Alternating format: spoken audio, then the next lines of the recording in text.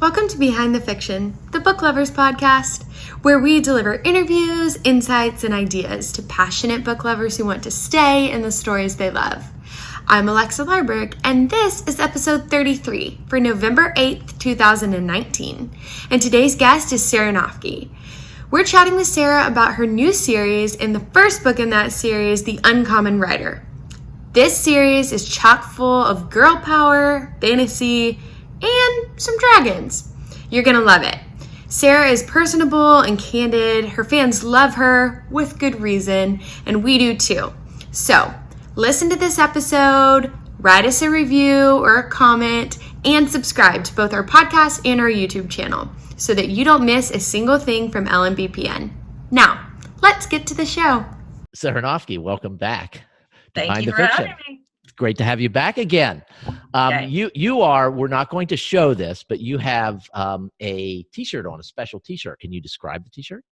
Yes, it is a scene from the Expetional S Beaufont books. And it's the dragon, which I can't tell you his name. It's still top secret until release. And he's got a man in his mouth and his legs are hanging out. And there's a quote underneath it, because the scene idea that Michael and I had come up with is that Sophia, his writer, is looking at him going, "Spit that out." And spit what out?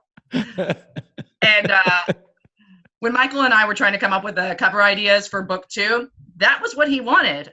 And it was the first time I was like, "No, Michael, no, absolutely not." But we actually liked the idea so much that we wanted to make it into a T-shirt idea. So I'll post a picture of the T-shirt that I'm wearing, but it just doesn't show here. Sorry, peeps. Yeah, it becomes awkward if you stand up and start modeling things on a podcast. It just gets kind of weird. So anyway, we're here talking about The Uncommon Writer, which is the first book in the Expetional S Beaufont series. I happened to look because I saw earlier this week that your book had an orange tag, which means a #1 bestseller, as a pre-order, which is really unusual. Wow. And so I was looking to see if it was still there today, and I noticed that your last book has the orange tag, and your next book has the orange tag. That's pretty cool. Thank you. And you know this kind of stuff. You know if it's, common or uncommon for this to happen. So I'm just It's so uncommon. impressed. Yes, it definitely falls into the uncommon category. I love it. Thank y'all so much for supporting the series. I mean, I love it. And today is the day. Today's release day. We'll be releasing this podcast on Friday morning-ish sometime. So for those of you who are true fans, you will wait up until midnight on Thursday night to get the book, and you will have finished it already. No. Yes. Probably not. And well, if you have finished it, then you should write Sarah and ask her where the next one is. Please do. Please yes. But this is a long book. Can you sort of explain why this is a long book? Well, we wanted to do, for one, like you said, there's those fans that stay up all night. Mm-hmm. And we had that with the Liv Beaufont series, that I would write the book and I would take no breaks, and I would write the book in, 2 to 3 weeks. And then the day of release, I would wake up, I'm on the West Coast, and they were like, "Done. Where's the next book?" I'm like, "Come on, people, give me a break." Thank you, actually. Thank you. But, yes. I was just like, I always felt like I was behind. So with this one, we decided we were going to do it in 2 parts. So we just changed the arc structure. And I think that really works. Also, it's still urban fantasy, but it's a dragon. So it kind of has that more epic feel to it. And those books tend to be a little bit on the longer side anyway. So it'll keep y'all busy for hopefully 12 hours. Maybe 2 days. Maybe 2 days. Okay, so give us a little story behind the story for the Sophia series. Oh, absolutely. So that came as a spinoff out of the Liv Beaufont series. I never saw that coming. And Sophia is she's a royal for the House of 14. She was lined up to be warrior before Liv took over. And she's her little sister. And she's a prodigy. She got her magic at age 4. She's incredible. And really, magicians don't mature that quickly. And at one point, she, in the Liv series, she gets a dragon's egg. And not only is it the first time that somebody has magnetized to a dragon in 100 years, because there's no more dragon riders, or so we think. but it's the first time in history that a female has ever. So we have our first new dragon rider, our first female, and it's going to be really interesting to see because she comes into this ancient society of, excuse the term, crusty old men that are just like, I'm set in my ways and I do things my way, and they have no technology. Here enters Sophia Beaufont, or S. Beaufont, and she's got an iPad and bag of Doritos, and she's making fun of her dragon. She's breaking every single stereotype, and she's going to bring them into the 21st century. Is this your first series with dragons? It's my first. It was so nerve-wracking. All right, tell me about the cover and the dragon, the creation of the dragon for the cover. Was that something that you were like really involved with? Like, no, the dragon needs to be more vibrant or a bigger head or a longer tail or anything like that? Or how did that process go? Yeah, we really wanted, like I said, we wanted to keep it urban fantasy, but I'd seen some of Michael's other covers come through, and I just loved them. And I can't remember the name of the one with the warrior and the metal. Kara Freya. Yes. And so Mikaela is the cover designer for that one. And I mentioned, and I was like, I really love that work. And so that's when he lined it up, and he's like, yeah, let's go that route. And yeah, with the dragon, it's funny because I've cast all these models for, my books, but I had to go like cast a dragon, like which one? And the thing is he starts small. He's in an egg, and then he's going to get bigger. So we didn't know like what, size and stuff. And some people say he's not big enough. Well, it's all spatial perception. So just, let's go with that. Okay. All right. We knew he had to be blue, and, and then with Sophia's thing is that, especially in the beginning, and we see this in the Liv Beaufont series, she's told to kind of undershadow her femininity because, don't be a female, don't be too feminine, because then that way they'll not take you seriously. Well, she's very feminine, and she has fashion, and she's, so we wanted to play that up, not just this warrior in just regular brown, warrior clothes, armor, but something that was, slightly edgy. So we put those together, and I think that it came across pretty fun. Yeah, because there are two covers done now, right? For book 1 and book 2? Yes, we just finished cover 2 yesterday. Okay. And I'm excited. I like it even more than the first one. It is very cool. The colors just pop out of it. And Mikaela, do you know where Mikaela lives? Because I love saying the word. I like saying her name. Well, Mikaela. yes, there's that. But it's Mikaela. She lives in Transylvania. Oh my gosh. So that makes it makes it even cooler, doesn't it? She's just the best. And yes. Oh, she was great because Michael and I are so busy, preparing for Vegas, and I'm trying to write a book and everything. And she's of course busy, that we kept forgetting things, ridiculous things, like the dragon's too small and he can't like fit a person in his mouth. And so it was like, she'd finish the cover and we'd be like, can you make it bigger? And yesterday she was like done. And I'm sure she was so relieved not to do with us, although she's so positive about it. And all of a sudden, this is a character based on my daughter who is blonder than I am. I had a brunette Sophia on the cover, and I was like, oh dear. And she'd sent the link, she'd uploaded all the files, and I go, she's blonde, actually. Poor Mikaela had to like redo the cover, but she made it fast. All right, you mentioned Vegas, so there might be people who don't understand what you're talking about. There's a big conference in Las Vegas next week. So this show is going to drop on Friday. Are you driving or flying? I'm going to drive. Okay, so you're probably leaving Sunday? Monday? No, I'm going to leave Monday morning. I'm going to drop off the kiddo and then head over. So it's about 4 to 5 hours if I time it right with LA traffic. Yep. And that is 20 books, the 20 books to 50K conference in Las Vegas, put on by Craig Martell that you've heard us talking about here before. And essentially all of LMBPN is going to be there. So you'll see next week, there aren't going to be a lot of books coming out. No, so but you'll have the Sophia. Enjoy the Sophia. You'll be able to read it twice. Yes, exactly. Good idea, especially if you have KU. Do that. Yeah, totally. So let's talk about some other exciting things that are going on for you. Let's go back to Liv Beaufont. That's just a colossally successful series for you. And the first book in German was released earlier this week. I know, that was super exciting because I just didn't expect it. Michael's first 18 books have been translated and released, and they've been doing 12. pretty well. I think it's 12 so far. Okay. Yeah, they're working on it, and Translation they actually stopped. They stopped doing Michael's book so that they could do Liv Beaufont book 1. I'm so thrilled. Yeah, at one point somebody said the Liv Beaufont before it was translated was doing well in Germany, and I just couldn't figure out why. I mean, Noffke is a German name, so maybe maybe so. And the translator is someone that you had met in person before.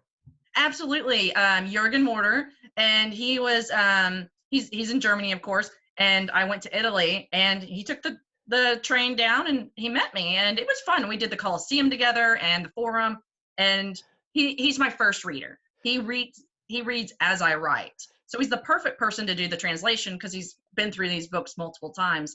And so yeah, we came up with fun ideas to incorporate in the Liv series, and I'm just so grateful it's doing well. And I got an update today from him that I think the Liv, the first book that's been released, is like 500 in the store. Oh, so, wow. That's really good. Yeah. For people who don't know, the lower the number in the rankings, that's a good thing.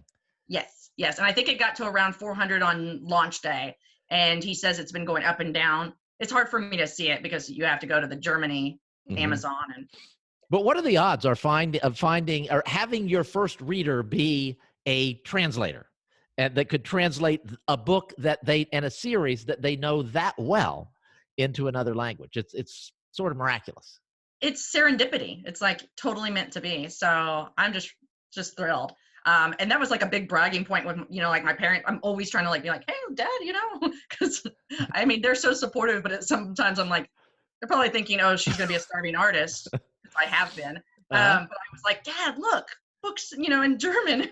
So he was very proud. Yes, and I had the opportunity to meet Jürgen a couple of weeks ago when I was in Frankfurt for the Frankfurt Book Fair. You might notice that I'm wearing this heavy-like thing right now. It's because I've been traveling so much. All of my lighter LMBPN shirts are in the laundry. All I have is this heavy thing, and it's still like super hot here in Florida, so it's not cool yet. This is just me sweating it out for the podcast. Oh, very nice. Well, you got to get ready for next week, so laundry day. It's supposed to be cooler in Las Vegas, way cooler than it is here. Good. And you showed me a coffee cup earlier. Oh, yeah. You just spotted that. So I'm drinking coffee, a lot of it, out of my Hatch mug. And I use this every single day. Hatch is a character from the Ghost Squadron, and that's a Lydia drawing. And the readers were awesome because I posted it, and somebody said it needs to go on a mug. And I think, there's a reader named Barbara, and she has that as her profile pic, is the Hatch mug. So people love Hatch. So how have you, over the course of the last couple of years, formed such a great bond with your readers? Wow, that's a really good question. I think that it still hasn't hit me that I have readers, and so whenever they send me a message or comment on my Facebook or something like that, I'm like, I'm really encouraging to it, and I like to connect with them because it keeps me really humble, and then also it gives me great ideas. They know what works. Somebody posted in the Facebook group today that is an author, how do you feel about romance in urban fantasy? And they had such good information, and I think I learned this from Michael early on because he was always polling his readers. He was always like, do you want this or that? And I don't think I ever thought about that originally. I thought that it would cloud my judgment, and it was like a revolutionary idea. Oh, ask them what they want. All of a sudden it works. And they love being engaged. I've had them name characters. I've had them give me story ideas. We've run contests. So it's more fun having them involved than otherwise. And that you're one type of author. Other types of authors are just like, oh my gosh, I can't believe how much time I have to spend on social media. It sounds like you actually enjoy interacting with fans and readers, and you obviously get a lot of value out of it. Absolutely. It is time consuming, but I mean, what's the alternative? I'm going to be on Facebook anyway, so I might as well be, and they've become my friends, like I said, I met Jürgen when I was in Italy. I have one of our readers is in Holland, Bep, and she's going to be coming to the West Coast to camp in April. And she's like, will you join us for a day? I mean, this is great. Yes, that is really cool. Let's talk for a minute about audiobooks, the Liv Beaufont audiobooks. We did a podcast on that a couple of weeks ago. One of the things that we have talked about with people is the idea that these books are going to be available, the audiobooks are going to be available wide through a variety of platforms. And some of these things are starting to pop on library sites and things like that. So the audiobooks are available to people. If you've got a library card, your library will probably support either Hoopla or Overdrive. And Nice. you can have access to a lot of LMBPN audiobooks, a growing number of them as they're slowly being added. We actually have some audiobooks on Spotify now, Oh, which wow. is very cool. So there are lots of different ways of getting these audiobooks. If you like audiobooks, the first 2, or is it 3 of the Liv Beaufont series is out on audio now. I think it's just 2. Actually, I want to say the third one came out today. Okay, it comes out every Wednesday, right? Congratulations on that if it actually did happen today. I know. Except it's Friday by the time this goes live. So we're living in the past. Through the magic of podcasting, yes. But anyway, that is it's just exciting the way the content is just exploding, and it's just going everywhere. It's in Germany. It's on Spotify. It's on Hoopla. It's on Overdrive. It's really cool. I love it, and that's part of the plan for world domination. How's the plan coming up? At what stage are you now, you and Michael? I know, right? We're in stage 16 of 1600. I don't know. I mean, I didn't expect most of this stuff to happen, like the Germany translation. That just and that happened really fast. And then, I didn't expect the Liv Beaufont series to be 12 books. And when we have 12 books, we have so much more longevity. We have, more commitment. We have more box sets. So it's been going great. And now I never expected Sophia's series. That was another thing that came from being engaged with the readers. They were the ones that it said, we want a Sophia spinoff. So thank you guys. Really? So okay, the idea came from the readers. All right, so thank you, readers. Oh my gosh, the sun is really getting bright behind me. It's like blinding. He's an angel. I am very angelic. Angelic, I can't even say it. It's so absurd. So any other words of wisdom before we part for a while? But you'll surely be back again. Thank you. I hope to be. I don't think I have any words of wisdom regardless, but thank y'all just so much, because, we wouldn't have the Sophia series if the Liv series hadn't been supported. And I'm looking forward to seeing what people think. I haven't written a dragon series before. I don't even read dragon books. Oh, I can't believe I just said that out loud. So many messages. I put this and I talked about it in the author notes, but when I started that, everybody, of course, the Dragons of Pern is the go-to, right? And everybody was like, go and read that right now so you know how dragon riders should be. I didn't do it because I didn't want to borrow. I didn't want to steal. Mm-hmm. So anyways, different take on dragon riders, modern, hopefully, fun take. And let me know what you think, guys. All right. Thank you all for listening. We'll be back again soon. Thank you. Thanks, Sarah.